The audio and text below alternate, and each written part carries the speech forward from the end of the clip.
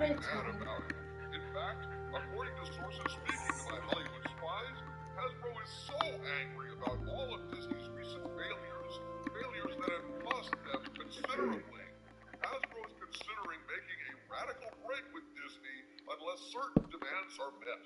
In this video, I will share what I've been told about this situation by my Hollywood spies and discuss how this situation confirms yet again what all of us know to be true. Get woke. Oh, wow. Roll rope.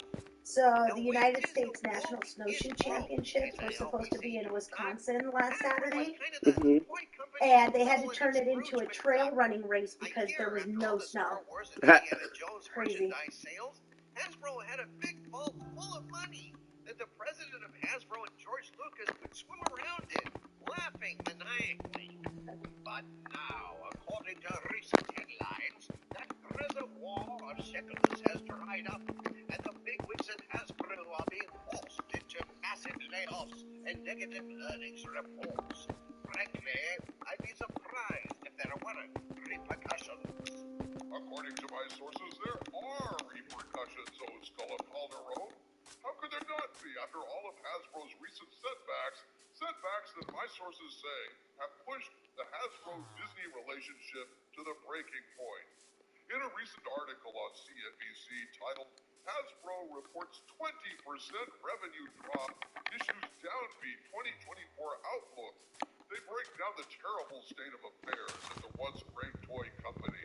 Quote, toy company Hasbro reported a more than 20% hit to its fourth quarter revenue and issued a downbeat 2024 forecast Tuesday morning. Shares of the company dipped about 5% following the report. For the last 3 months of 2023, Hasbro lost $1.06 billion. Holy shit. $7.64 a share. Hasbro lost $1 billion in the last quarter of 2023. Or 93 cents a year earlier. After major adjustments related to goodwill and intangible No toy assets, sales. No one wants to buy Star Wars crap. Per share of 38 cents. Yeah, Hasbro's action figures. Estimates. For the full year 2023, revenue declined 15% to $1.29 billion, including double-digit sales drops in its consumer products and entertainment segments. Well, The crap. company reduced its inventory by more than 50% My hot chocolate run compared is in to a the couple year of prior. weeks, but it's The on company now Sunday. I expects to forgot. cut I really don't $750 want to million cancel more in lessons costs after by the just end canceling of a whole bunch. 2025, up from a previous I target think I'm going to have of to run 9 miles $350 and million go to to lessons. $400 million. In Poor December, love. the toy maker laid off 1,100 employees after it had already cut 15% of its workforce earlier in the year, unquote. Now, wait a minute. So Hasbro laid off 1,100 employees total? No, Harvey Cthulhu. What this article is saying is Hasbro laid off 1,100 employees after it had already laid off 15% of its employees earlier last year. That is a lot of heads to be rolling, my friends. And that means that heads must roll.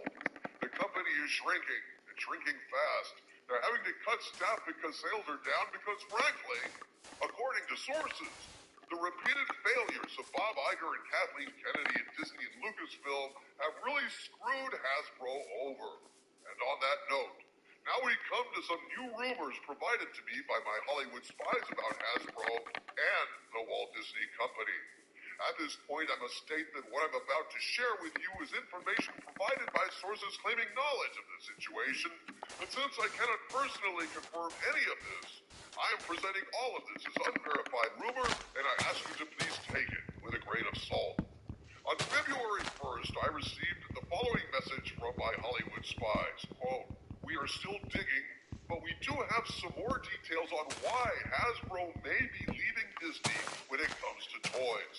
According to multiple sources now, the straw that broke the back was Wish. Apparently, this Pixar movie toy line is selling so badly that there's a warehouse full and no stores are ordering more. A few of the sources claim that Ollie's won't even buy them. We are still trying to verify that. According to all the sources, Hasbro is demanding that Disney buy these toys to put them in their parks, or they won't make any more toys for future movies. Allegedly, the movie Inside Out 2 is next on the agenda for Hasbro, and they may not even make a single thing, unquote. I have an update on this report with new information that I'll share in a minute with you folks, but this is stunning. Hasbro apparently was told to fill up goods and went in heavy on Disney's 100-year self-congratulatory public wank, and all they got for it was a warehouse stuffed to the gills with unsold and unwanted product that they can't unload at dollar stores and discount shops, not even for a smile and a song. Well, this is no surprise, really, is it? Wish sucked. It bombed completely, folks. And like most Disney movies in 2023, it lost money. Screen Rant tells us, quote, according to the source, Wish has now made $223.4 Do you want me to put those away? Worldwide box office, with $160.4 billion of that coming from overseas. Well, all well and good if the budget for Wish was $75 million. Oh, but it wasn't. No, my friends, according to IMDb, quote, Wish, Disney's latest animated movie, has a reported budget of $200 million and is one of the most expensive animated films of all time. Oh, shit, dude. I knew Wish was a floating turd in the Disney toilet, celebrating their 100-year anniversary with another failure at the box office. But I didn't know it was that bad. You know things have gone to shit when Ollie's won't even buy your failed crap for pennies on the dollar. And little Miss Piper. Apparently, even Ollie's don't want to lose those pennies. If this rumor is true, Ollie's must realize these figures will simply gather dust on their shelves. And Ollie's already has some excellent unsold dust magnets in the form of Ray figures still gathering dust from years ago. At this point, even bargain bins don't want Disney products, apparently. As I said, my spy sent me a follow-up on the Hasbro situation on February 5th, and man, if this rumor is true, it just keeps Look at that dog. for Hasbro. Here is what I was told. Quote, we are digging, and it seems that what we were told was true. I'm on the Hasbro patterns seems to be in a major bind. little What plugin. we have new information on is the following. So everything has patterns. See the clouds of circles? Full of unsold merchandise. Star Wars, I like the houses. Strange Yeah, it just adds a little art to everything. That's cute. And I many, like it. many more. The fact is, there could possibly be more than 3 warehouses, and we are not talking small ones. Also, according to sources, the only toys that are moving for Hasbro are Transformers and G.I. Joe. To be clear, we are talking the most lucrative. We are being told Hasbro is closing to bankruptcy, and they may even have to sell their license of Disney products to try and stay afloat if Disney doesn't step in and buy this merchandise that nobody wants anymore. We don't know if this is true. We are looking into this, unquote. Bear in mind, all of this was sent to me before Hasbro released their quarterly earnings report. So it appears that there may be some fire under this smoke. I will stay on this story and keep you posted. From the center of the earth, this is Victor Van Doomcock bidding you all, my friends, stay angry.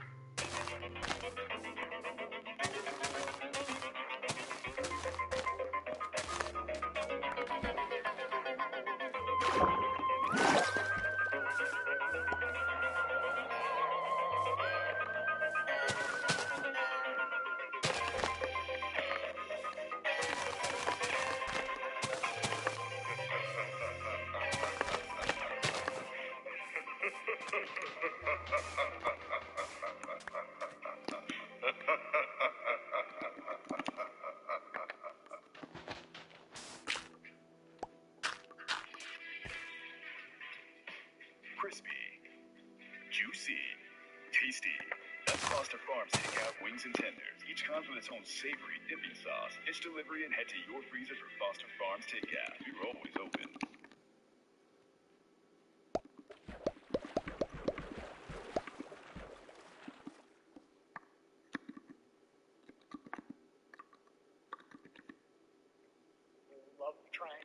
line, both Rome and Troy are mad. And the men didn't really do anything wrong. They're not really mad. It's a wink, wink mad. It's a wink, They're wink just mad. toying with them. Yeah. They could poke fun at them. But yeah, this one kind of reminds me of Disaster, another one of my this is a pick up the pieces episode. Okay. Because, I mean, you got, very briefly, you have a situation where nobody knows what's going on and something has happened. Like, everybody on the bridge is like, what? You've got Crusher and a girl who injured her shoulder. They 10-4, Data and Troy. Troy doesn't know what's going on. She's kind of taking charge. But Data's behind the bar. Bartenders, it's an artificial life form. Can I get you something? A beverage? Because she had made a bet with him to make her a Sumerian sunrise, or whatever it was. One Sumerian sunset, made in the traditional style.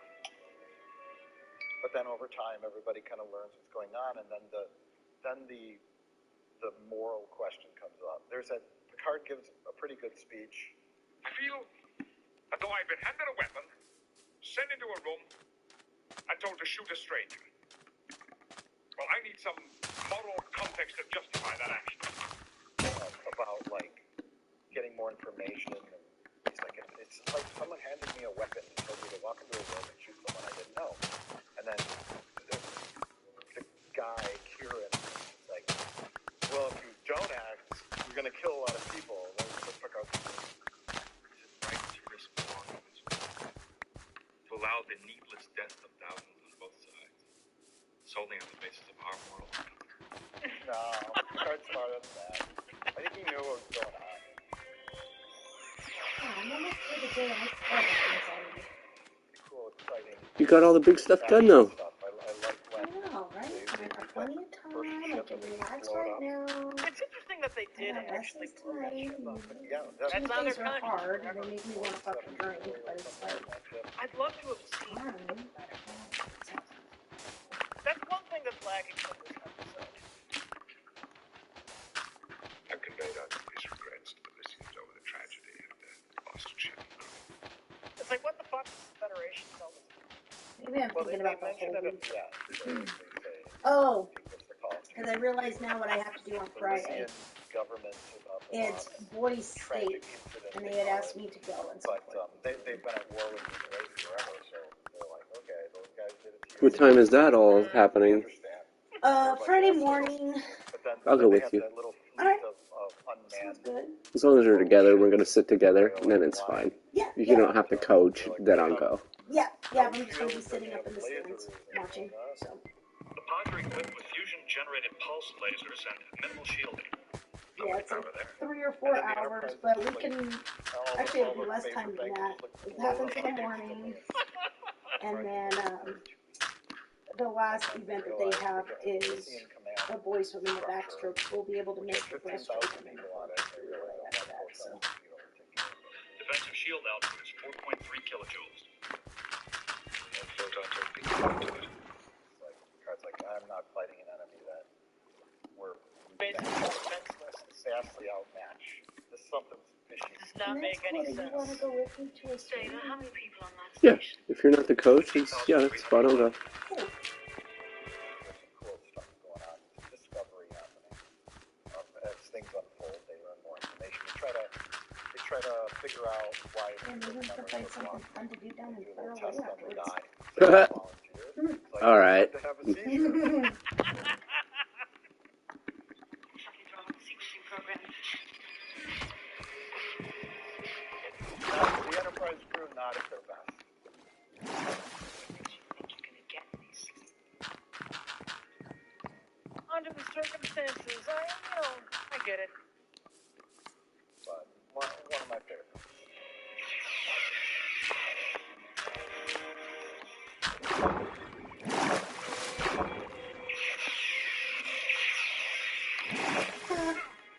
Owner and manager of an Albuquerque motel sentenced to operating a drug den. That's not surprising.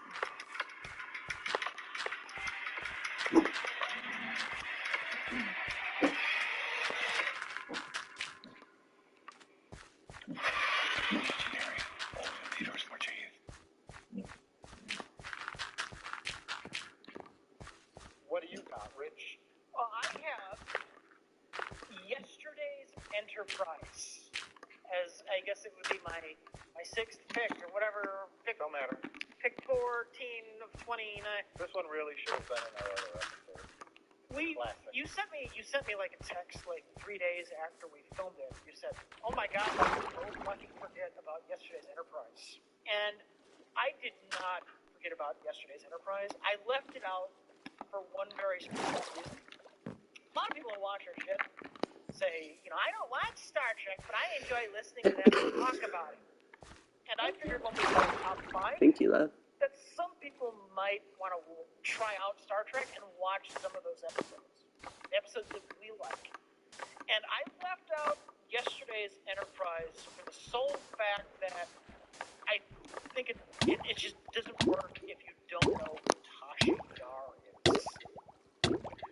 Knowing who Tasha Yar is and what happened to Tasha Yar is very important for how you enjoy yesterday's Enterprise, because it's basically an apology to how they killed Tasha Yar. That's why we included so many Tasha Yar episodes.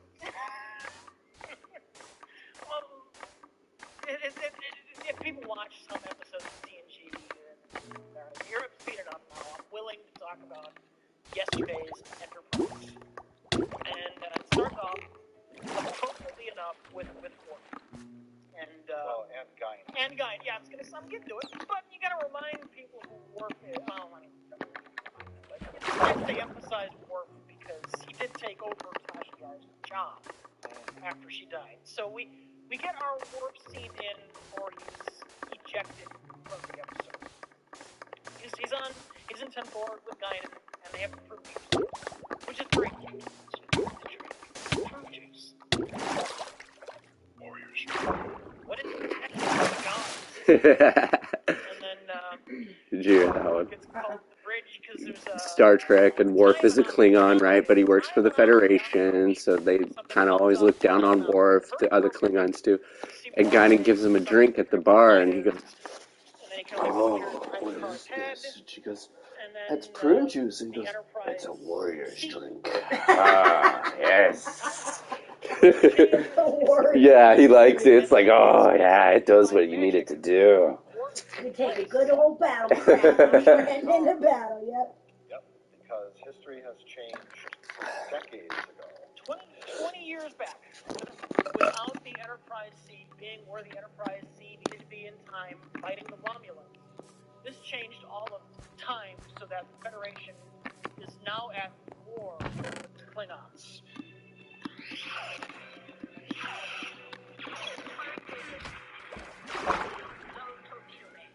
We don't know where Worf is. We think that never joined the Starfleet. Doesn't matter. He's just gone. No one knows who he is. He's not on the timeline. No one has ever met Worf. Never Tasha Yar, never by a Star Monster in a random episode of season 1.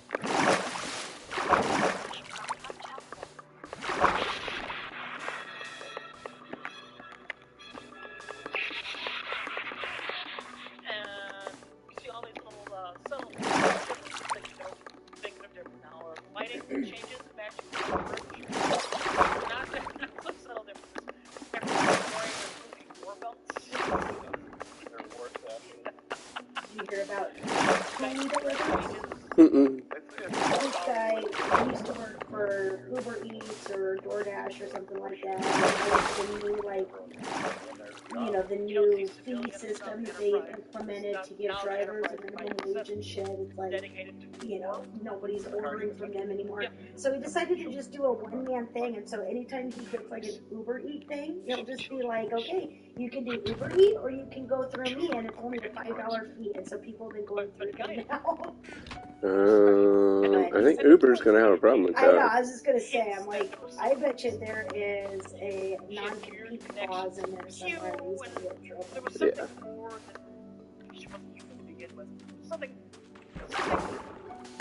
supernatural almost about time. And she recognized that time changed, even though she doesn't know exactly. She She's actually some 3%. yeah. Kind of guy that ends up on a warship.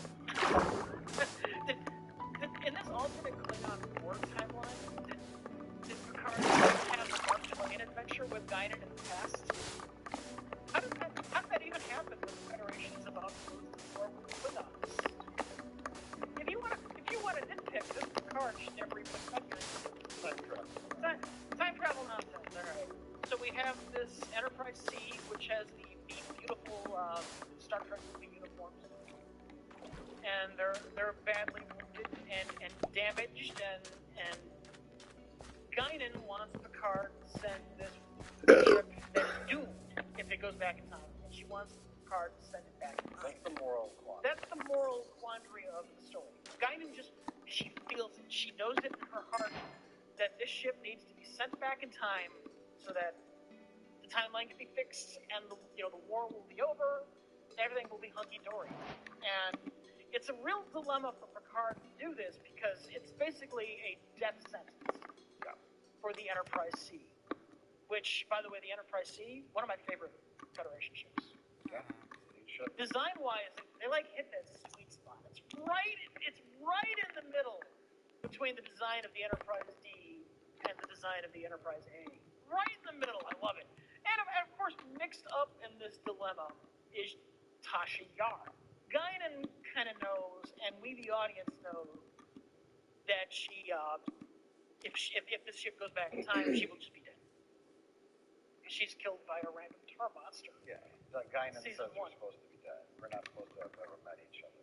Mm-hmm. She knows something's weird with Tasha. But basically, all said and done, this episode feels like an apology to the way they killed Tasha Yar. Guinan says I died a senseless death in the other timeline. I didn't like the sound of that, Captain. I've always known the risks that come with a Starfleet uniform. I'm to die in one. I'd like my death to count for something. Because her death was stupid as fuck. It was a situation. I don't know. Do you know what the behind the scenes issue was with Denise Crosby? I know she wanted out of the show. She wanted out of the show? Yeah. Was she wanted, I think I heard she wanted more screen time.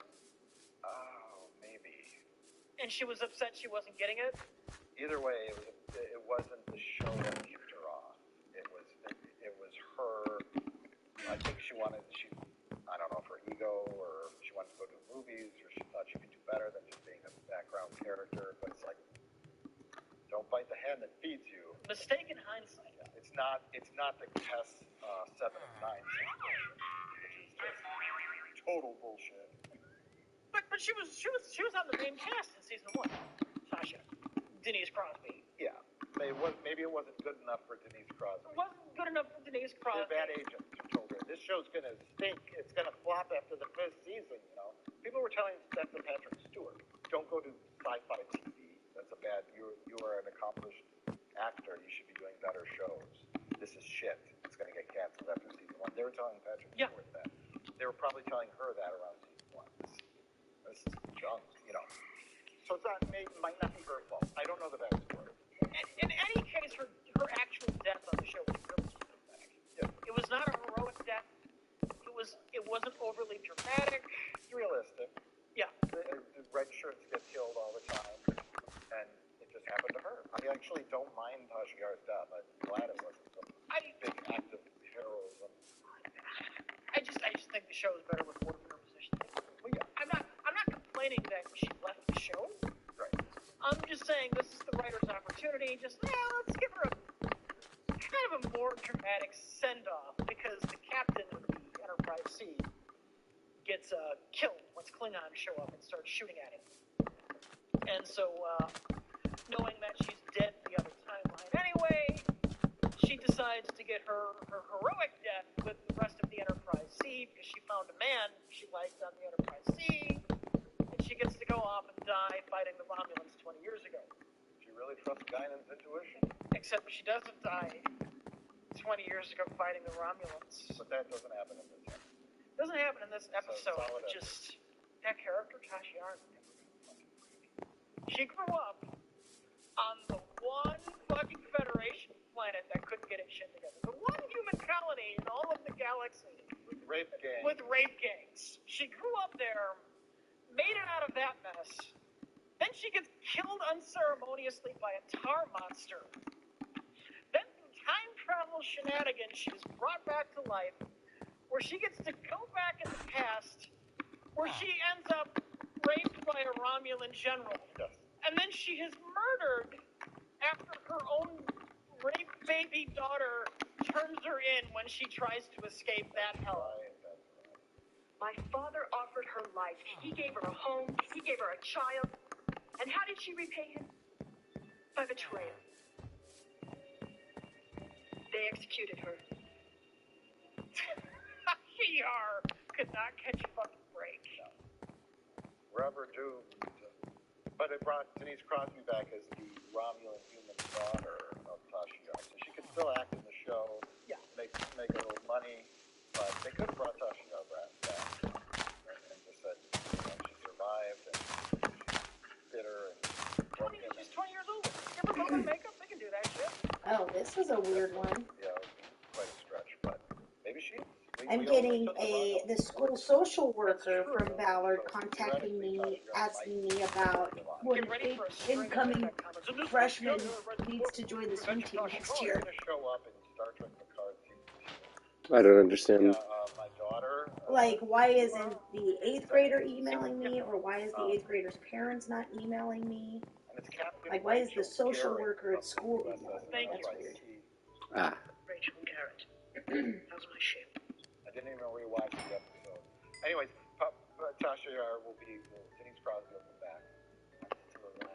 Running the route. Unless I'm an asshole and she's like a Sheila foster kind of care replaced kid or Admiral something like that. Tamalak as Major Romulan figurehead villain. Yeah. Funny you mentioned Tamalak. Because it's coming up. She has a project. Time is fixed. Work is back. Next thing we see after the Enterprise C goes back. We know everything's okay. One ship will make no difference in the here and now. But 20 years ago, a ship could stop this war before it started. So it's a cool episode, and it feels like a feature film or a two-parter done in one episode, amazingly. It feels epic. And it's really great. And we don't want to talk about it too much. Similar to the mirror universe, like alternate timeline stuff. That's always fun for whatever reason. Jody, tell me about Tasha Yar.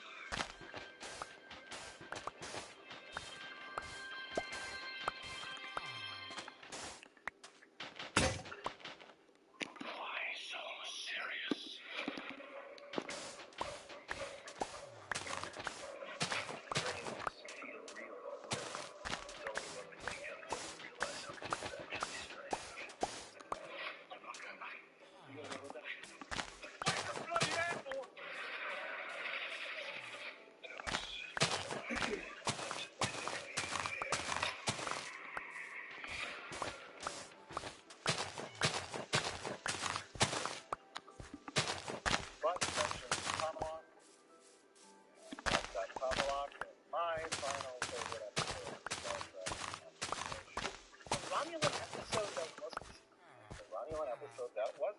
Future and Perfect. Commander Riker episode. A decent Commander Riker episode. Not one of my favorite characters, but Future and Perfect starts off perfectly with Riker celebrating his birthday. A passage of time, a momentous day. Data asks Picard, where did you celebrate a day they don't remember? Picard's like, shut up. I like the card comes out of the ready room. He's like, Mr. Data, are you ready to go to Commander Riker's party? Mr. Data, we must hurry or we must Commander Riker's party. It sounds so like awkward. I want to decorate cakes. Like for 7-year-olds. Yes. Captain Picard should never say birthday party. I don't know. But, Picard should never say birthday party, and Darth Vader should never say Padme. Where is Padme? I feel like I would be Safe. Decorating cakes. These things both happen. right. Yes. But Riker is in 10-4 and he's playing his trombone badly. He's got a cake. Surrounded by people that care about him, which is the story, the crux of the story of loneliness, the alien on the planet. So perfectly, it's the stage is set. Riker celebrating an important date. Passage of time is an important theme to Riker's birthday, and being surrounded by real people that love and care about you. And that's the beginning. They discover something's going on a planet. I don't even remember. I think they saw like an energy anomaly or something. And I remember some gas shoots up in the camera. Immediately, like what's coming up, Riker passes out, and he wakes up in the future for what we know. As watching an episodic television show, we know it's not really the future. We're not going to jump 16 years in the future, and the rest of the show is going to. It's either a dream or some kind of illusion, right? I think you wonder if it's going to come up there, but yeah. Riker is told by Dr. Crusher that he has a brain problem that he got on this planet. When the gas came up, he got infected with this magical virus. That when it kicks in, he can't remember anything up until the plane went out. Basically, Riker's just a fish out of water. I don't know where I'm at. 16 years later, and I'm in the future. Not really the future, but to him it is. Yeah. It's a jump forward in time. He ripped Ben with in a way. He was in a coma for a couple days, and everyone was concerned, but he woke up. So now we get to see the Enterprise 16 years in the future, right? Captain, the combat is different. They have a rank on the combat. Yeah, it's got like the stripes to them. Yeah, it's like the 3 or 4 ranks on the badge on the color. And so a lot of it's Riker going around kind of discovering what has changed. And there's telltale signs that something's missed. Mainly the computer lag. When Riker asks her the question, who's ever running the show behind the scenes, can't think of an answer fast enough. So like, making problems, making noises. I'm really sorry that I didn't listen to you about the keyboard. Specifically when Riker wanted to go to a It's okay. deck and anticipate Figure it out when you get home tonight. Okay. You should begin the associational therapy in your course. Get you one. I think I'm gonna get one too. Exceed command. They're really great. I really like them when I find one. Yeah, it's like how often do I use it? Like that? Not very. Please restate question. Service record Riker William T.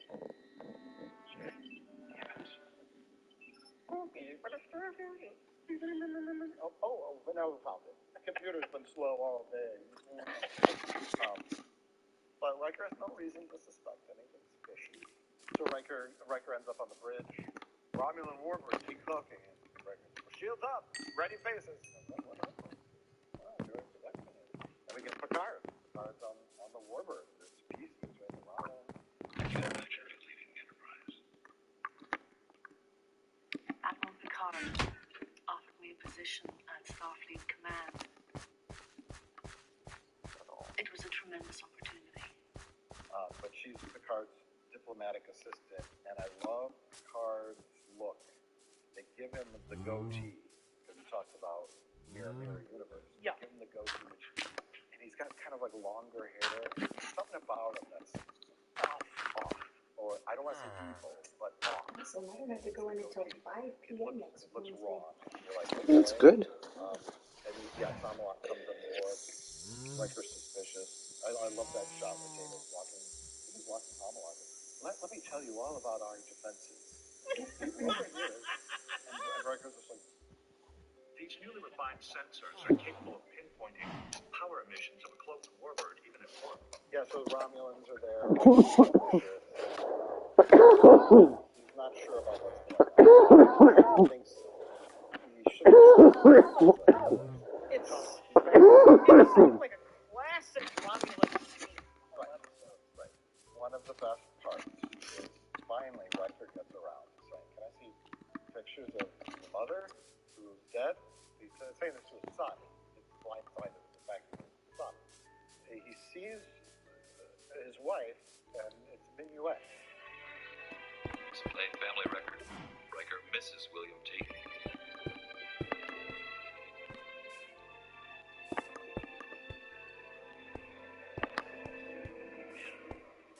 Which is a super old callback to.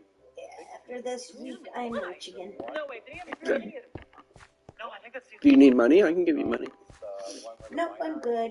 Take over the Enterprise. And they distract Riker by giving him a very hologram. Flirt with him. Hologram. Picard's there awkwardly. What am I doing? Riker falls madly in love with minuets. And it's like, wait a minute. And he completely shatters the whole reality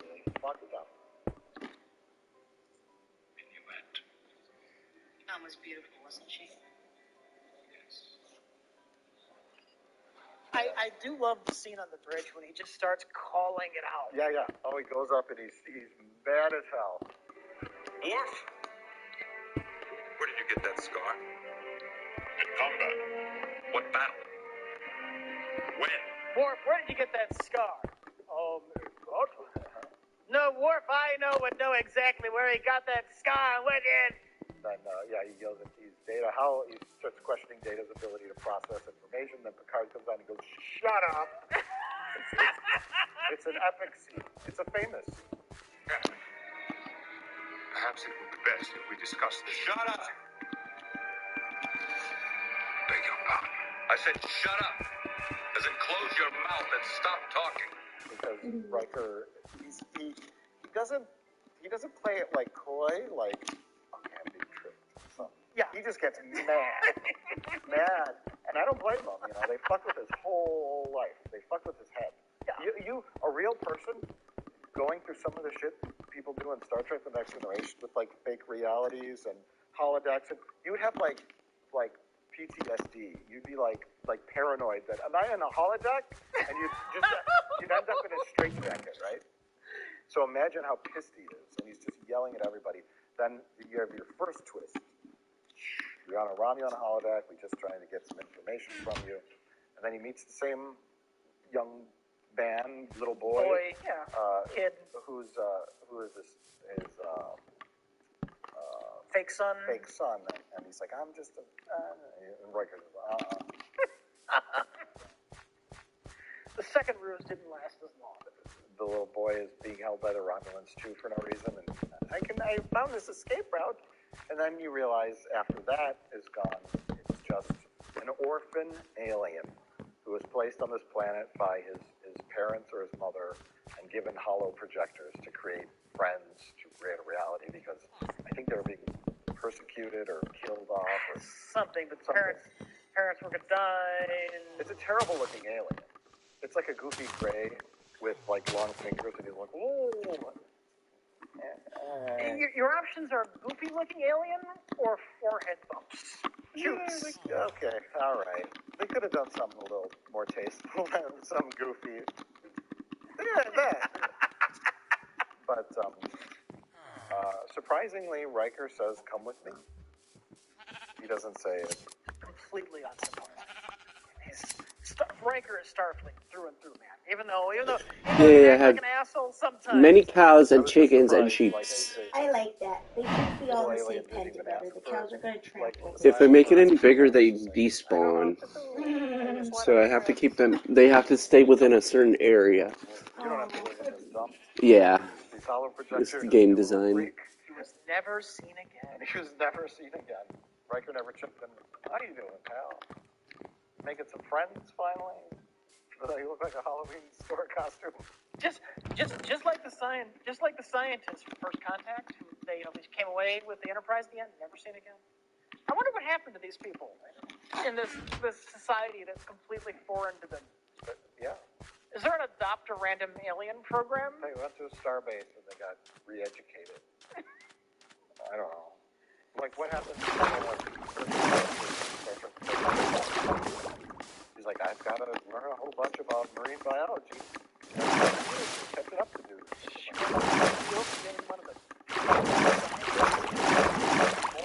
Split second. Oh, no, your knowledge is all 200 years out of date. You don't know anything.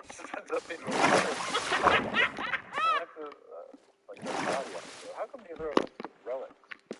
I'm here to help. That's very kind, but I'm sure we can handle it. It's fine. It's cute. It's cute. It's not mind-breaking. Dyson Sphere is neat. Dyson Sphere is neat, yeah. So sort of sad. Yeah. Scotty just flies off into the sunset in a stolen shuttlecraft. It wasn't stolen. I know it wasn't stolen. I know they gave it to him. Anyways, Future Imperfect. The second half of the episode, after you discover, Romulan plot, a ploy to start a war. I wonder what that episode... That's two questions. What, Is it a Romulan plot? Is it a ploy to start a war? An all good things reference?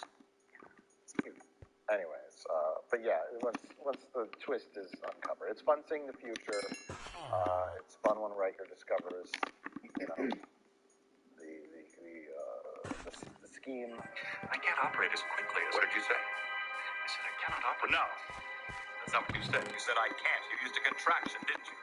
I wonder why the double twist. Part of me wonders if they wrote it as a Romulan ploy, but then just like the episode wasn't long enough. Jeez, we got 15 more minutes to fill. I don't know. No, because that would have had a completely different outcome. Or if it was just too cliched. Another Romulan plot? Are we gonna do another Romulan plot again? No, I think it was probably written as is. Just because of the way it was like framed from the beginning, and the ending would have been totally different. Riker's been kidnapped by Romulan. Like that's like a fucking act of war. They got to get involved. They got to get him back. Did he divulge secrets? All this nonsense. Do you remember when the kid? By kid, I mean the little alien, the Halloween costume, had to think on his feet. Yeah. He knew Romulans, and that was the second slip up. The first slip up was using Minuet. The second was he calls Tomalog Ambassador Tomalog, and he's like, wait a minute, not again. This is bullshit. Do you know whose voice activates it? Only Ambassador Tomalak. Who? Tomalak. Ambassador Tomalak? Yeah, and I love kind of when Riker's pissed. He's still pissed when he realizes the Romulan like holodeck, you know. He's like, well, we thought we covered all of our bases. The Romulan's talking. Like, you fucked up. Minuets. Look, we scanned your brain and we discovered you really loved this woman. That you had passionate sexual intercourse with her. You're wrong, Tomalak. She was just a hologram. Minuet was nothing more than a computer-generated fantasy I once experienced on another holodeck. Impossible. How embarrassing. It realized the depths of human perversion. You just admitted that? She was fake. Bad. She was created of light and force fields, and I f***ed her on the holodeck, and I fell in love with her. All the Romulans in the background just looking at each other like, how fucking embarrassing. I'd hate to have holodeck. Yeah. That's disgusting shit. Somebody had to clean up after Riker. He leaves the holodeck and someone goes into the box. Do you remember when Famke Janssen was on Star Trek? You turn the hologram off, and all just flats on the ground. Do you remember when Famke Janssen was on? A.K.A. Jean Grey in the X-Men movies? Oh, yeah. And she was like the prize to the alien diplomat. She was like a trophy. And her special alien power was to like be in love, to be alluring to... Personality would change to be the perfect lover to whatever man she was closest to. Exactly. So when she like warmed, Mama, is this like your home, Mama? Also, can you move around? So any man that encountered her would become like... Also, Mama, could you move, So Mama? Picard, with her in the car, she was intellectual and talking about books. Riker, she was a little more sexual, and they couldn't have sex, you know, because someone else's property. And they got all hot about it, and Riker's just like, she's like, if you need me, I'll be on holodeck too for the next hour, and storms off. We'll try to make you as comfortable as possible.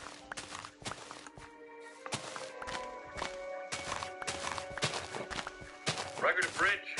If you need me, I'll be in holodeck 4. Yeah. We had to clean up that mess.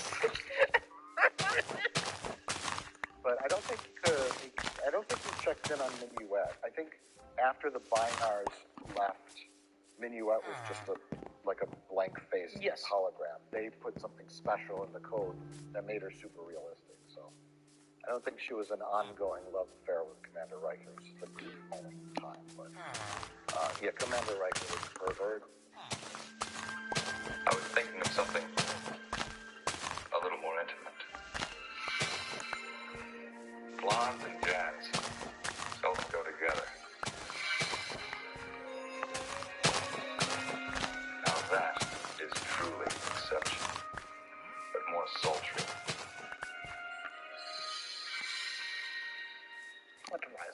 That's right. Oh, God. Maybe a special account there. The gold. Yeah. I said shut up. As in close your mouth and stop talking. Anyways, everybody, we talked about 10 episodes of Star Trek The Next Generation that we really like. There's many more. Yeah. Many more. I threw a couple in there that are like, on the fence. And there's probably ones that are much better written. But everyone has a good takeaway. There's a couple that don't. I think people are going to be pissed that we still don't have the inner light. I know. That's too easy. It's a good episode. It's just one I don't love. Yeah. I love when there's lots of stuff going on. You have your own personal taste. You like the First Contact stories. I like kind of survival, adventure stories, character stories. You know, everybody's got their own taste. But even with like bad episodes, there's always some good takeaways that you can always find in the episode. But I think the ones we picked have the most of what we like. And it's just a matter of Huh? I still got some. Looking at butterfly drills that could and easily God, make they it look best so of list. complicated, it's amazing overly how many complicated. good and episodes dumb. there are. Because everybody thinks they got the new idea that's going to fix the I know problem. you Yeah. brought up some good suggestions. But this worked for one of my swimmers once. Yeah. That might be a fun list. Okay. Episodes that are good, bad. Episodes that didn't quite work the way they wanted them to, but we love them. Episodes you shouldn't necessarily like. But there's something about them anyway. All right. I could probably find 5 of those. Challenge accepted. Farscape. Encounter at Farscape. Encounter at Farscape.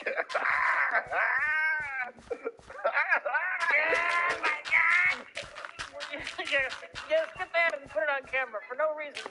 Yes. Throw it.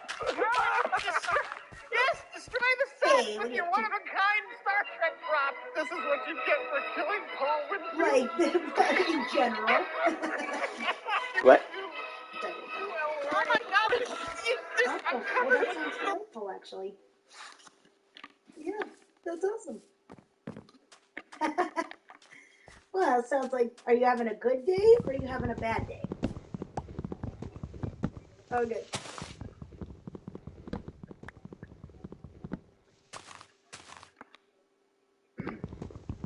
Oh, cool.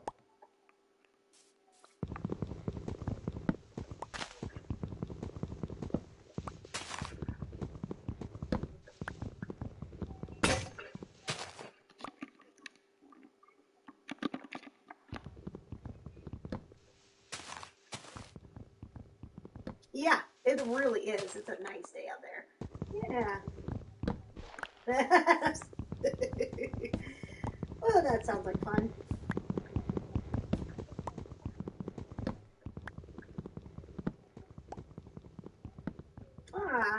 Well, I just had a meeting with my Ballard High School replacement coach. So, and yeah, like, I kind of handpicked him. I put him up for the position and stuff, and, you know, so it was, yeah, we know each other, and he's going to be great. So, but I was kind of giving him the lowdown and stuff. But I was a little disappointed because I told him, I said, yeah, I'll be around, you know. I said, so, you know, you need a little extra hand on deck every once in a while, or, you know, I could even commit to 1 or 2 days a week kind of a thing. And he was kind of like, he nicely kind of shot me down a little bit, but I was like, oh, okay. I was like surprised about that. But I think he wants somebody that can be there the whole week kind of thing, not just somebody who kind of drops in and out and stuff. But yeah, so I'm like, okay. I'm like, that's totally fine too. So, and I think probably a little bit of it is he wants to establish his own stuff. And if I'm there, you know, it's still kind of, yeah, I've still got a lot of loyalty to me, and, you know, he wants to do it his own way, so, which is fine. But, yeah, but I was a little surprised that, you know, he didn't make it clear. He was very diplomatic about it, but I'm like, oh, okay, I'm not invited to practice. So, yeah. Yeah. Yeah, there's definitely no weird animosity or anything, but it was just, yeah, I was very surprised. But, yep. Yeah, he's like, what are you going to do this fall? I'm like, hike. I'm going to hike all the time. So, yeah, I'm really excited. Yep, very excited. Yep. So,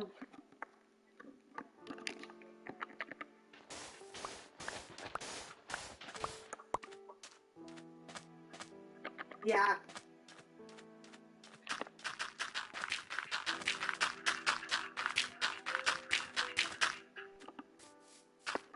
Oh, nice.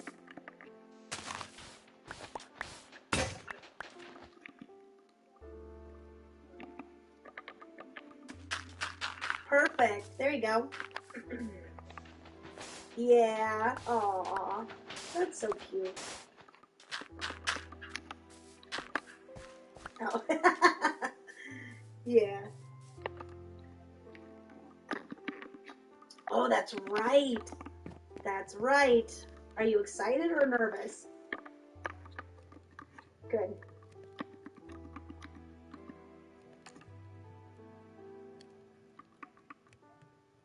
Yep. Yep. Oh, God. I hope they do something.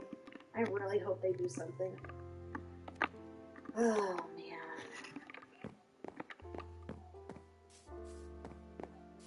Yes. Yep, yep.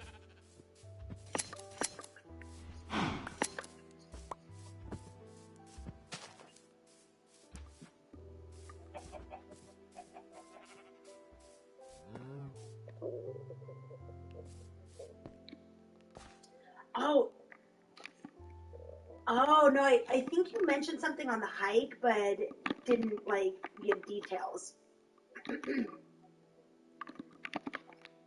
Oh.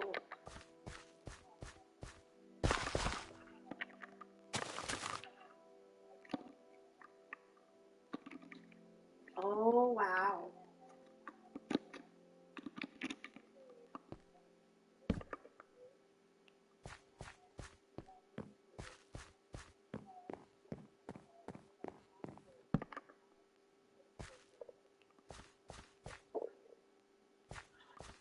Oh, good. What does that look like? What does full force protection mean?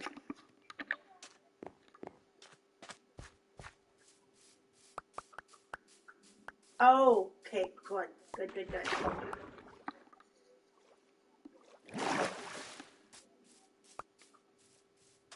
Good.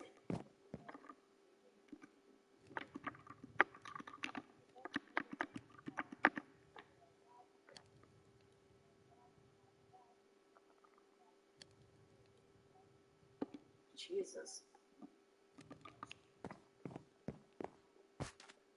Oh my God.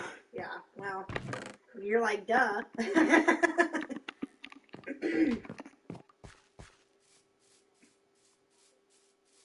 Yeah. Oh my gosh, that's scary. Yeah.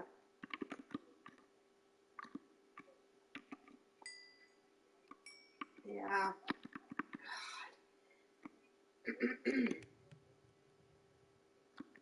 100%.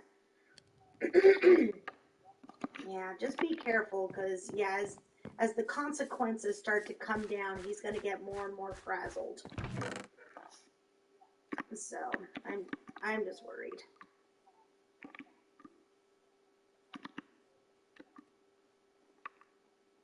Yeah. Yep. Yep.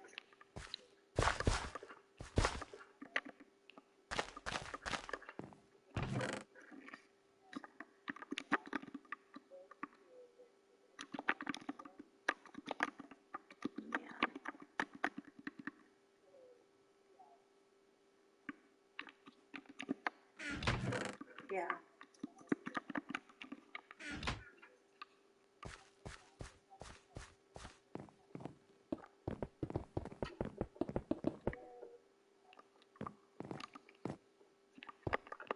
Yeah. Yeah. It is so frustrating to me that there's not stricter laws on things like harassment and stalking, and it always seems like we have to wait for something terrible to happen in order to prosecute, and it's so frustrating. It's like these are clear-cut red flags that he's about to go off the rocker and seriously hurt somebody. Why can't we pick him up? Yeah.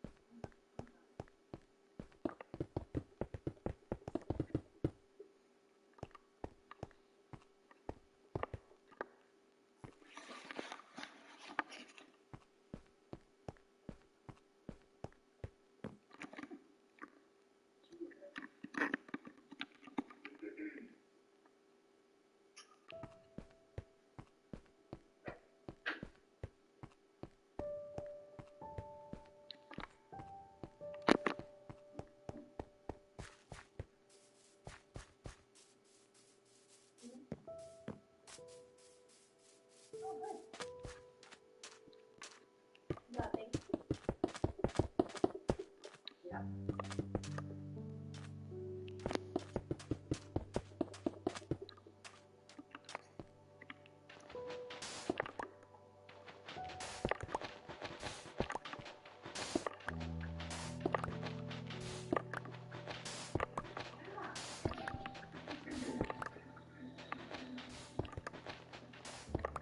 Oh, I just watched that the other day. Yeah. That was crazy.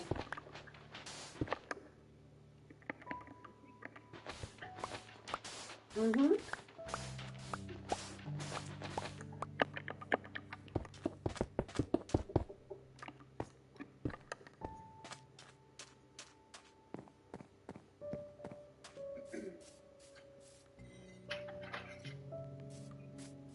Jesus.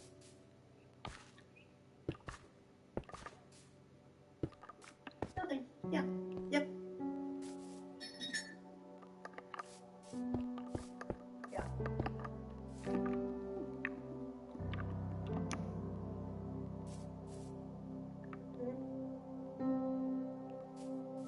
Yeah. Yeah. Stalking laws, harassment laws. I mean, it's a joke. It's such a joke. And, it's, I don't understand. I just don't understand, you know, and I'm sure there's so many domestic violence cases and so many women, I mean, in this case it was a man, that just, they go back because they wear them down so much. It's like, oh my gosh, I can't even stand trying to live on my own because you're just sabotaging everything I try to do. So of course I'm going to go back to my abuser because it's easier that way. At least I know where the threat is coming from. It's coming from right in front of me.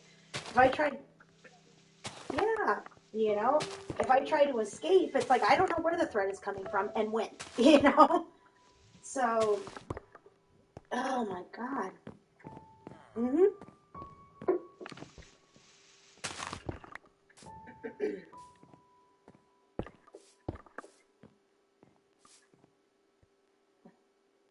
Yeah. God. Yeah. Yep. Yeah. There's nowhere for me to go. I have to stay with my abuser. So sad.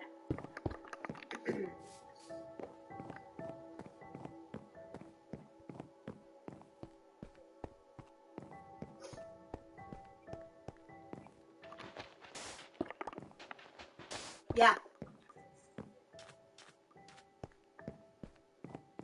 Yeah. Yeah. Yeah. God. Yeah, it's pretty devastating to me. So.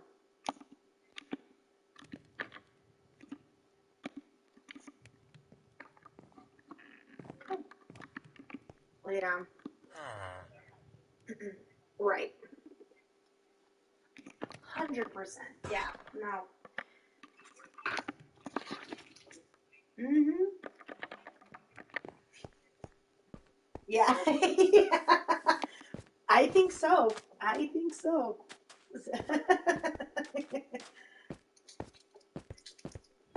Yeah. Oh my God. Yeah, that one was nuts.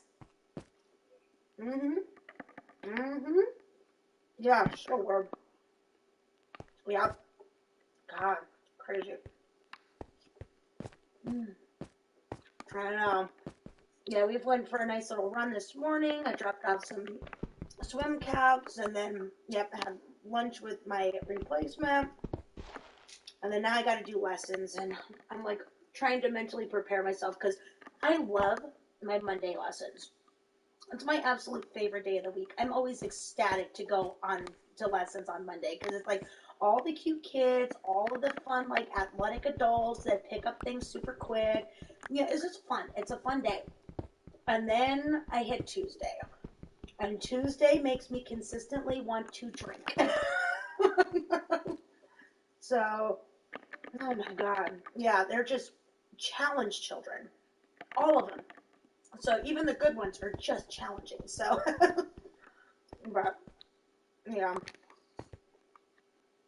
Well, these are, today's Tuesday. Tomorrow is kind of a mix. I've got some screaming babies that are not super fun, but then, you know, all the other ones are good. So it kind of evens out on Wednesday. So, and Thursday is good, but yeah, Monday's my favorite, Tuesday is my least favorite, and then everybody else, all the other days are kind of just a general mix. So, but,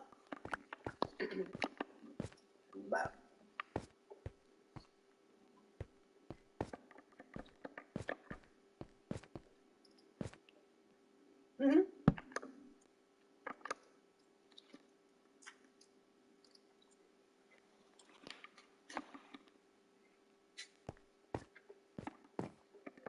Oh.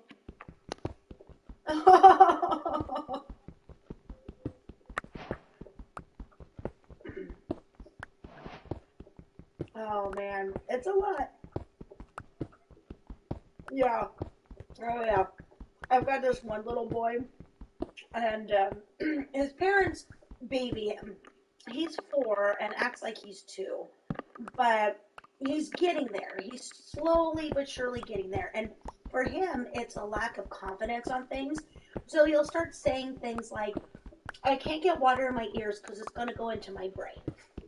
And I'm like, no, that's not how that works. No. And he was just like, he was telling me yesterday, he goes, okay, my throat might hurt if the water goes in my throat. I said, no, it's going to be okay. You're fine. So we started talking about, this was like quite a few weeks ago, he's got some anxiety, but it's based around confidence. Like he doesn't think he can do it, and so it's scary for him. And so we started doing like the affirmations where he has to, if he starts feeling like, okay, that anxiety is ramping up, I said, oh, what do we need to tell our brain? I can do it, I can do it, I can do it. And he has to say it 3 times before he does it. And then sometimes it's like, that's not even enough. And I said, okay.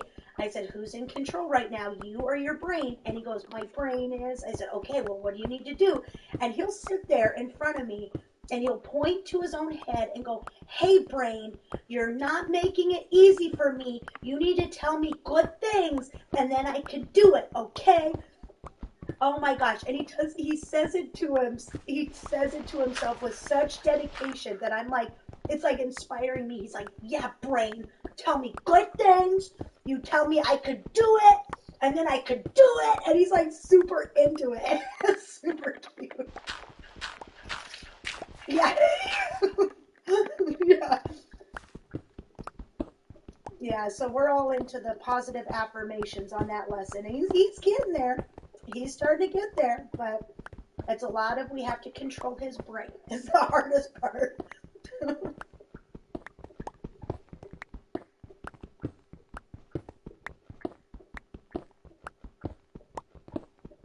Mm-hmm. Yep.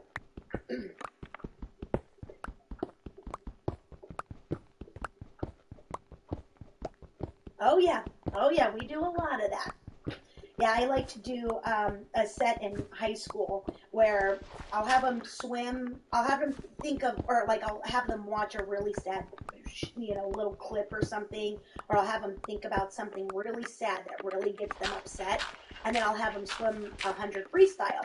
And then we'll watch a really good clip that like makes them energized and inspiration, and or I have them think of something super inspirational, get themselves pumped up, and we'll swim that another 100 freestyle, and 95% of the time they drop at least 5 seconds, and they're like, oh, I didn't even feel like I was swimming any faster.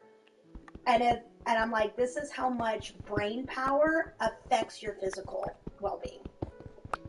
Yeah, and we do that every year, and yeah, it's shocking. Like they're all shocked at the results. So.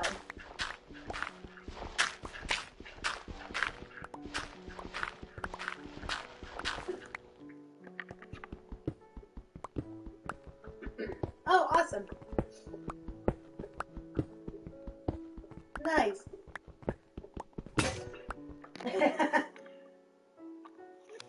But yeah. That's exactly right. That's exactly right.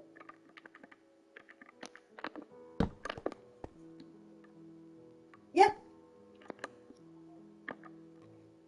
Yeah. Yeah, it's pretty. They're always so shocked. So how much time they drop, and they're like, I didn't even put in any other effort.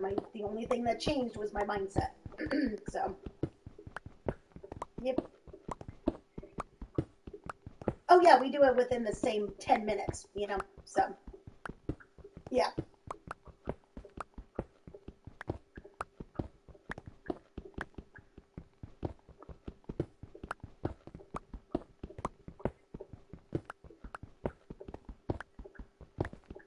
Mm-hmm.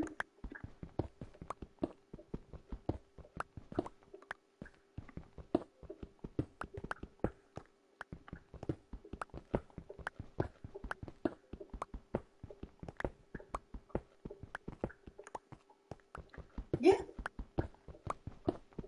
Yeah. Yep, it works all the time. So, oh man.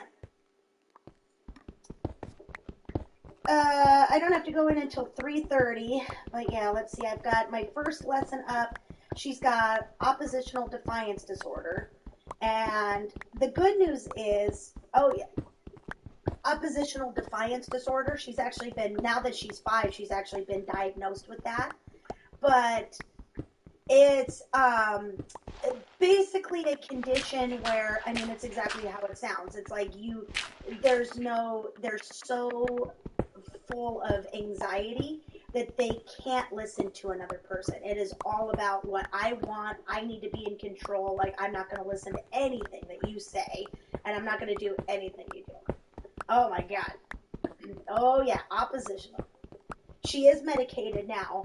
And the good news is she likes swimming. So, other than just kind of some general ADHD stuff going on, it's like she doesn't do some of the massive things that I hear about. But like her nanny was telling me that, yeah, they had to switch schools. She got kicked out of school because she was doing things like if the teacher said something she didn't like, she would cut her own lip open with scissors. Yeah. And I guess there was this one time the teacher was putting her in timeout, so they have to take their chair over to the timeout corner. Well, they have like the tile floors, and so as the teacher is talking, she's skidding her chair across the tile floor, making a whole bunch of noise, and just staring down the teacher as she's doing it. And then she would like stop for a second, and then would just start doing it again. I mean, just oppositional and defiant. That's. Oh yeah, I mean it's crazy stuff where she's tried to cut the same day that she cut her lip.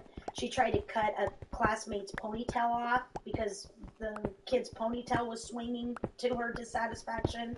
I mean, there's a lot going on with this little girl. And she's adopted too, which makes it even more challenging. They don't know a whole bunch of history of mom. But yeah, they're having a lot of issues with her. But oh yeah, she's no longer allowed to be anywhere around any of that. So yep. So I've got them, and then I've got these twins, which oh my God, they're even more challenging than the ODD kid.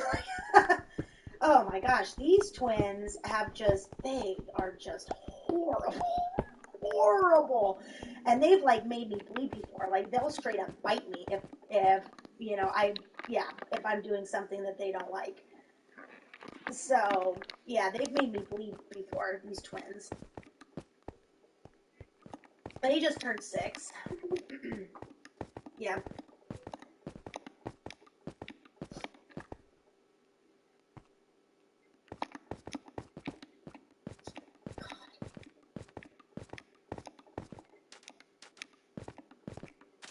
Yeah. Oh yeah. Oh yeah. So those ones are hard. In fact, I have to take the twins, like they're at the point now that they can finally swim. But I mean, it's taken so much to get them to this point, and I can't take them together. I have to do 15 minutes for one and 15 minutes for the other because I can't handle both of them at the same time. So yeah, it's pretty insane. So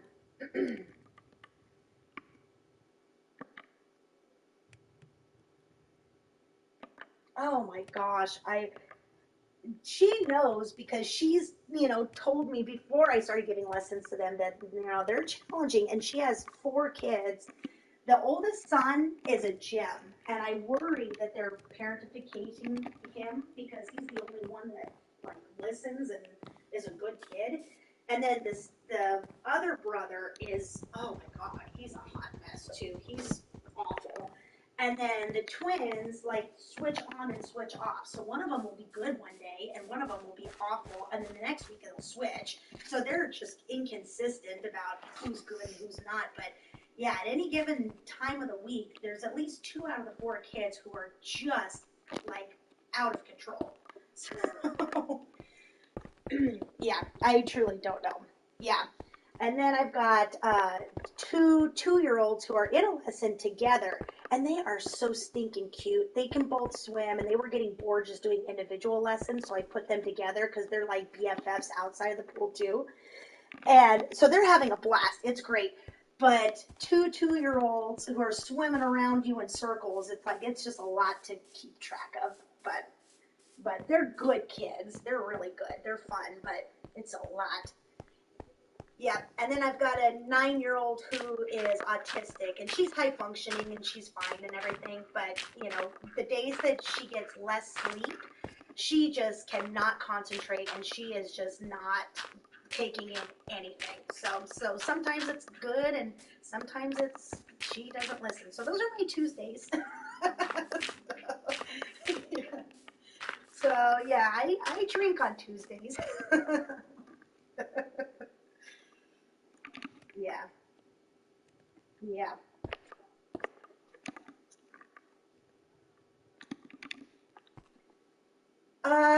Well, her and Mark are back together. I think I told you that.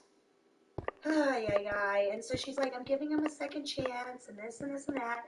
And I said, okay. And she's like, we'll see how it turns out. I said, oh, well, I know how it's going to turn out. This is not going to turn out well.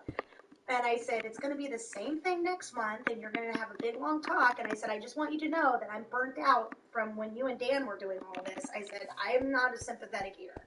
So if you decide to get back together with people who are not right for you, then you're on your own. Don't come crying to me the next time. So, yeah, I'm done. She kind of went, well, okay. Like, kind of did that little, like, well, fuck you too, but didn't really quite say that. I mean, I don't think she does. I think she's so much in denial. So, yeah, I just don't get it. But I did tell her about our PCT thing, and that broke her heart. That broke her heart that she can't participate in the PCT with us.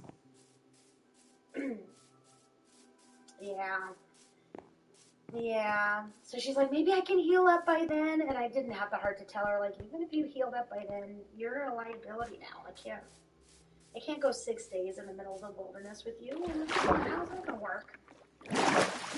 So you are compromised now, Mama. I know, and it's heartbreaking. It's hard for me too, but yeah.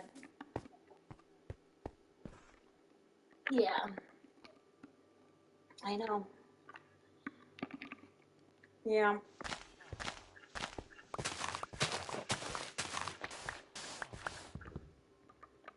Mhm. Mhm. Yep.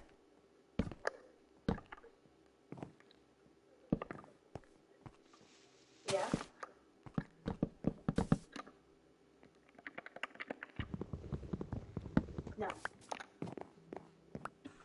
No, it's not. It's not going to happen. They're worried about, she's actually even thinking about maybe not doing the third surgery because, if her bones are so compromised already, taking out hardware and putting back in hardware, she's just going to have more of the same problem. Which, I don't disagree with her on that one, but I don't know what the solution is then, Yep. I know, right? I truly don't know.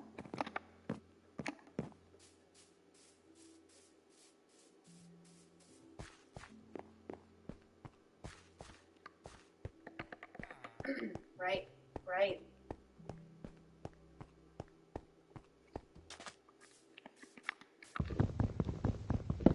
I know. Yeah. I know. So I tried to convince her to try to get back into therapy, and she wants to do like, oh, I reached out to 2 or 3 people and I never reached back out. And I said, well, it might be a little bit of a process, but you've got time to reach out to people right now. But, well, I mean, I want her to get at least, emotional therapy because she's just not, yeah. Because she's just not she's not making good decisions, and it's like, I knew this was coming. Even before her first surgery, I told her, I'm like, make sure you get a therapist because 16 weeks without doing physical activity is going to drive you nuts. Between your ADHD and your OCD, it's going to go through a tailspin. And sure enough, I'm seeing that now. And she's just like, oh, but. And I'm just like, you need to be in a good place in order to make these hard decisions. These are hard decisions, and it's just, oh my God, she's just not doing anything to really help herself. And I'm almost thinking of going back to therapy because, I want to support her, but on the other hand, I'm having a hard time with it, because it's like she did this to herself, all of it. I think, well, she's been through therapy for years and years, but, you know, she definitely doesn't have a stigma on that one, but I think what it is she is too scared or doesn't have the willpower to actually make changes. You know, she's kind of stuck in her own thing of like, this is working for me, but really everybody else is saying it's not working for you, but she still thinks it is. So, I think that's more of what it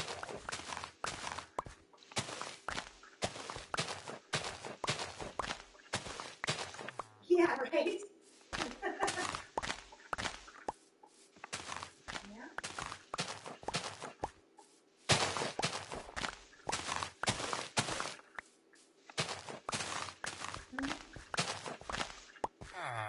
They're amazing. Yeah. I said they're amazing.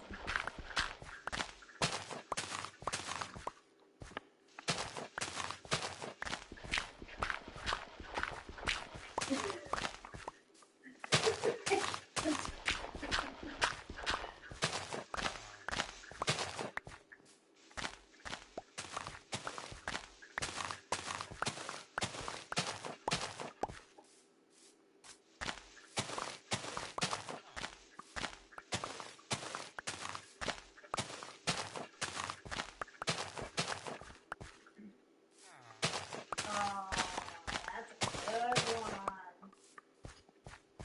Yes.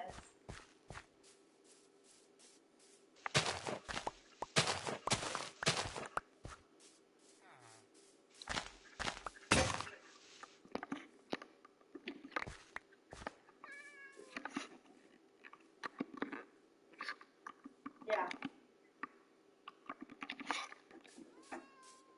Absolutely. Absolutely. Well, and that makes so much sense too because, you know, when you're in the thick of it, you can only see right now. You know, you don't see the light at the end of the tunnel, and that's why it is so hard. And that is a good way to put it. It kind of puts your perspective back on the light at the end of the tunnel instead of right now.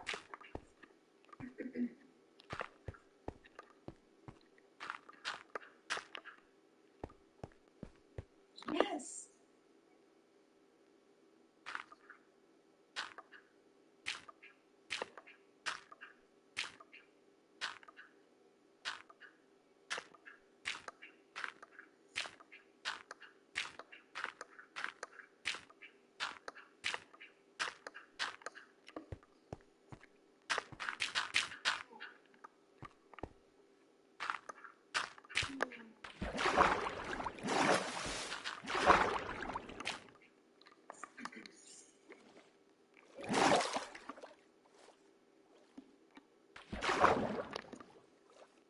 Yeah. Yeah. Yep.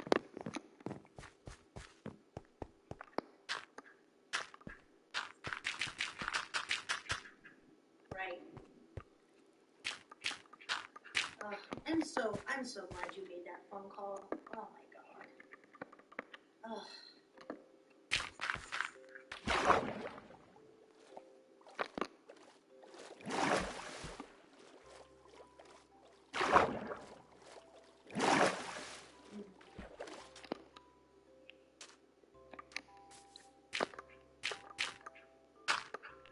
Yep, I love that.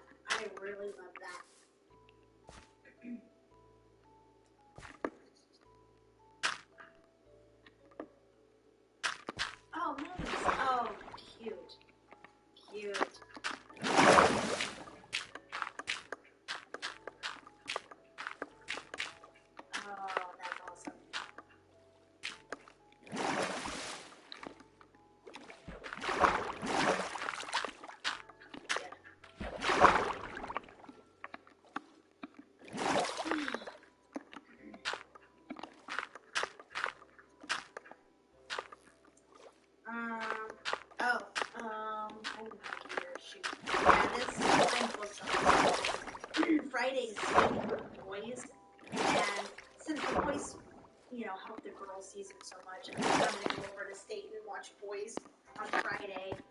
And then Saturday, I've got to get back on my training regimen, so I'm doing 11 miles on Saturday. You know what's kind of sad though? So my 15K, my hot chocolate run, is on Sunday, March 3rd, and that's only like, 3 weeks away. But I'm like, man, I took off so much time for being sick for swim lessons and stuff, and then I'm going to be taking off more time for Italy. Like, I think I'm going to have to run that morning and then go to lessons. I was planning on canceling originally, but I'm not sure.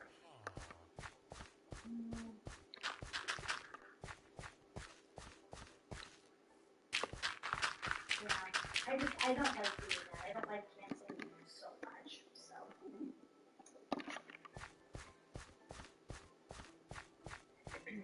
Yeah.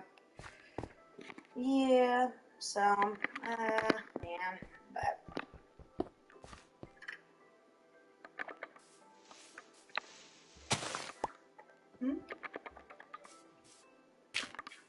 Oh my God. Well, my mom told me this was either in Wisconsin or Montana. I can't remember which one. But they are supposed to have the U.S. Snowshoe Championships this past Saturday. They were supposed to happen. They had to turn it into a trail race because there was no snow up there to do snowshoe championships. Yeah, no snow.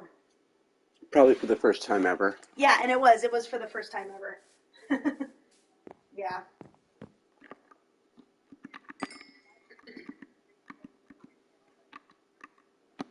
Right? Oh, yeah.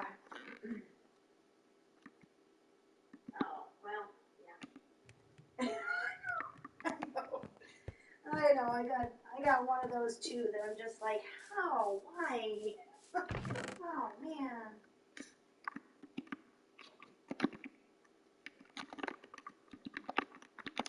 Oh, oh. Hmm?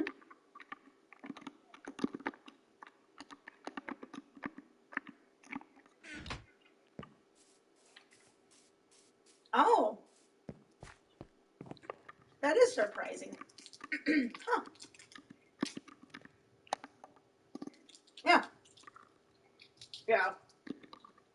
Oh, interesting.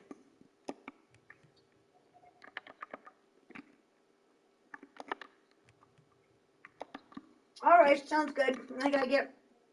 Yeah.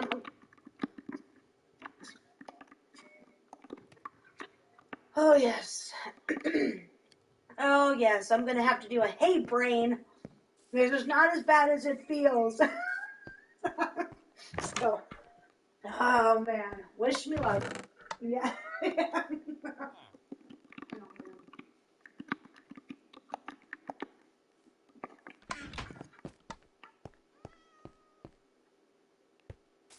Oh God, me too. I know. But I know, right?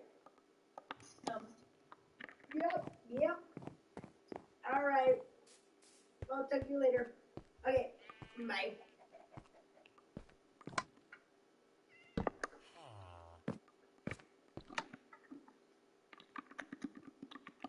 I love you, babe. I love you, sweetheart. You're wonderful. You're wonderful. You make me so happy. We have a good marriage. Why did you say that like a question? Just checking. Yes, we have a wonderful marriage.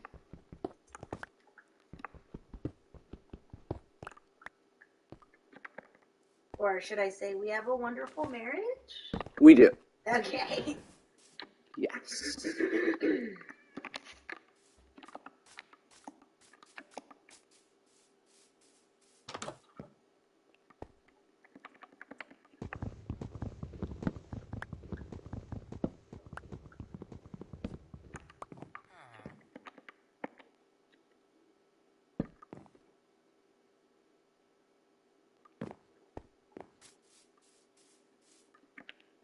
No.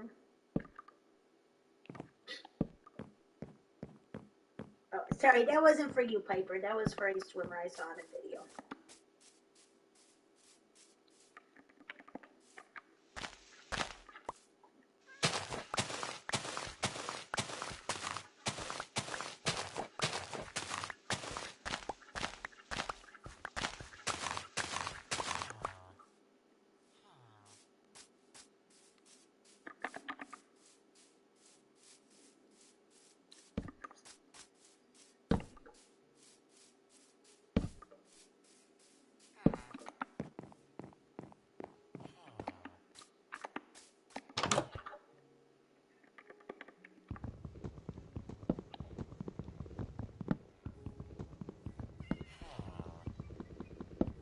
gonna leave soon.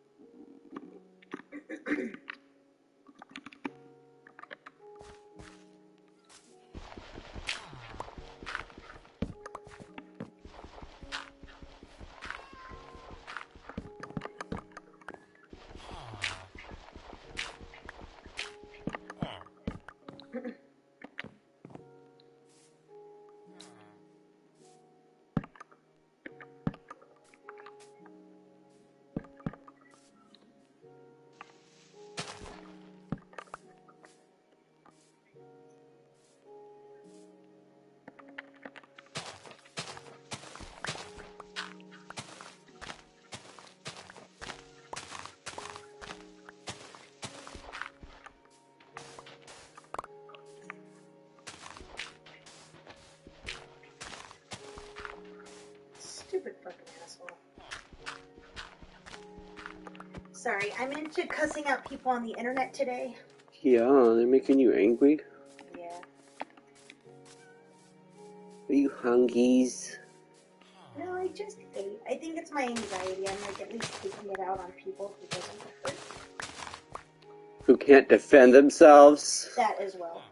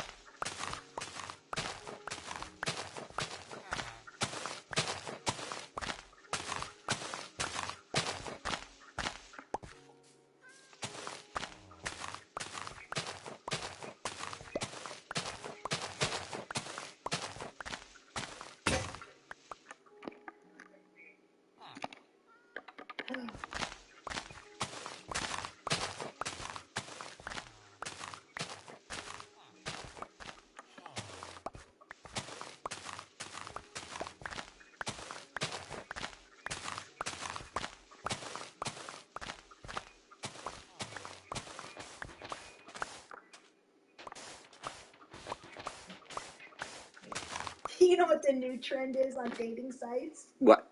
Is people who go into fucking IKEA and take pictures in their like perfectly manicured little areas. Nice. Nice. Yeah. Like me in my office. Yeah, right?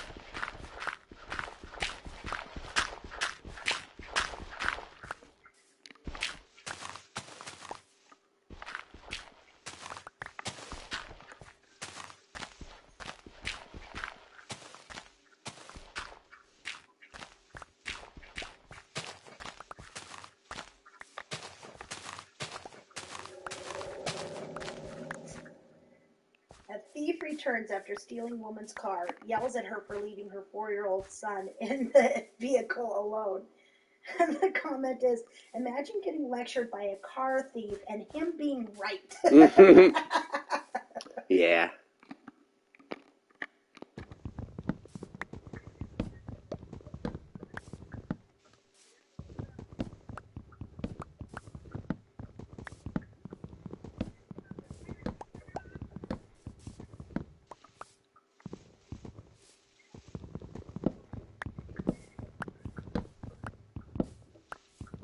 I kind of want to watch that movie Tag now.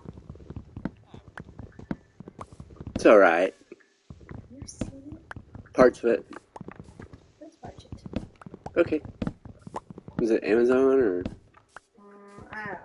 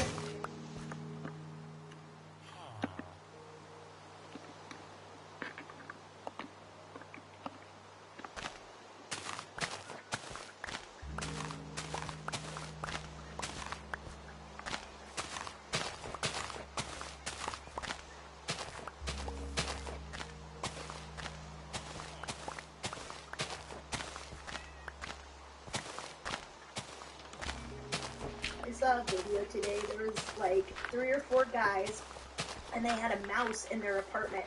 So they fucking went outside, found a stray fucking cat, somehow got the cat to follow them back inside with them, and put the cat in the room with the mouse, and he had the fucking problem solved. And the cat just ran out of the apartment with the mouse in its mouth.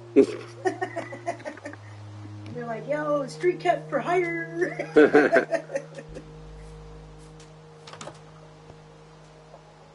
Oh, they made a baby. Oh, baby what? Villager. Human baby? Mm-hmm. Mm-hmm. Mm-hmm. Yep.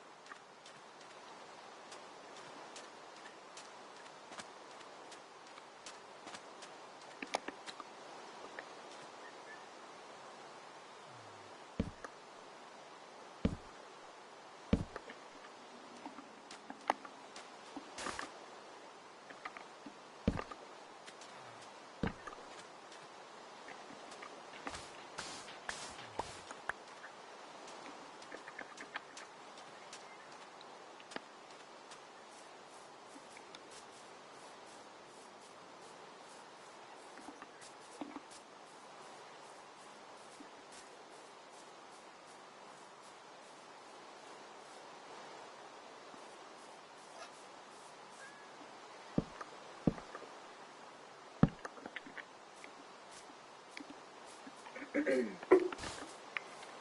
have to leave my wonderful family now. 3 p.m. Yeah, to go deal with challenged children.